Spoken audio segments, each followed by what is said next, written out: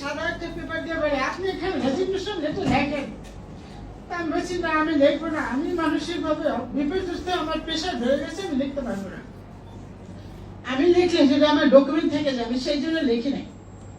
পরে তারা হচ্ছে যেটা নিয়ে আসছে প্রিপারেশন তো নেওয়া পুরা প্ল্যান্ট একদম, ওইটা আমার বের করে দিয়া আমার আঙ্গুল গুলো ধরে এরকম এরকম করে টিপসই দেয়। আমি কি মূর্খ মানুষ? আমার টিপসই কেন?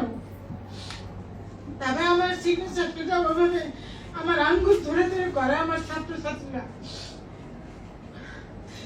পরে আমি যদি আমি সিগনেচার না করি তাহলে আমাকে ফিজিক্যাল হ্যারাসমেন্ট করবে, কারণ প্রিন্সিপাল তারা নাকি এটা করে আসছে, কিন্তু আমি তো দেখি নাই, কারণ আমি তো আমাদের রুমে তালাবদ্ধ ছিলাম। আর দুই একজনের টিচারের সাথে একটু করছে, কিন্তু ওটা হলো প্রভাষণ। শুধু যদি আমার সাথে করে তাহলে এটা তো ইস্যু হয়ে যায়, আমি বুঝে ফেলবো। সেজন্য দুই একজনের একটা আলটিমেটটা আমি একটু লিখিত নিচে ভালো ব্যবহার করবে, কিন্তু আমারটা একদম রেজিগনেশন লেটার।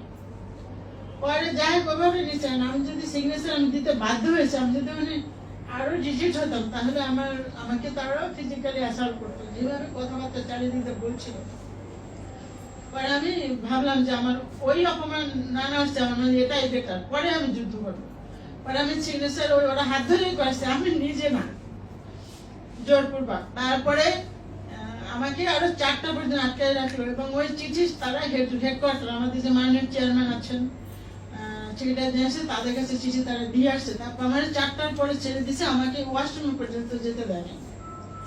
পরে আমি 4টা ছেড়ে দেওয়ার পরে প্রিন্সিপালের তারা স্লোগান দিয়ে দিয়ে রাস্তায় নিয়ে সিএনজিতে উঠায় দিয়ে আসলো, মানে স্লোগান দিয়ে তার অপমান রাস্তার রিক্সারা পর্যন্ত শুনছে। সেইগুলা দিয়ে আসতে যখন গেছে আমি ভাবলাম যে এটা তো আমার সুযোগ, নাইলে আইসা আমাকে ধরবে, হয়তো আমাকে মারধর করবে।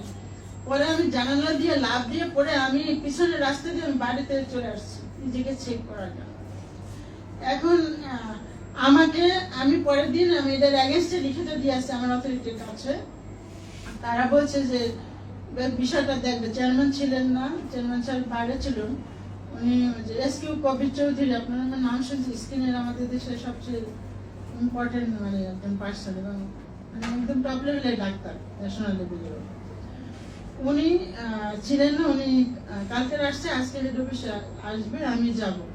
আমি অফিসে গিয়েছি আজকের, এটা তো চাকরির একটা রুলস আছে, সেটা অনুসারে আমি যাই। আমার যে বর্তমানে যে দিছে দায়িত্ব, তিনি হলেন ওই গোষ্ঠী আর কি। ওনাকে এর আগেও 3-4টা আমেরিকার আমলেও প্রমোশন পাইছে, এখন উনি আবার চেয়ার পাইছে। এখন এদের দুজনের ইন্ধন, এটা আমি স্পষ্ট। এবং এদেরই যারা সামনে লিডারশিপ দিচ্ছে এই আন্দোলনে, তারা এদেরই আত্মীয় স্বজন, স্টুডেন্ট কিন্তু এদের আত্মীয়। এবং পরে আমি স্যারকে তো বলে আজকে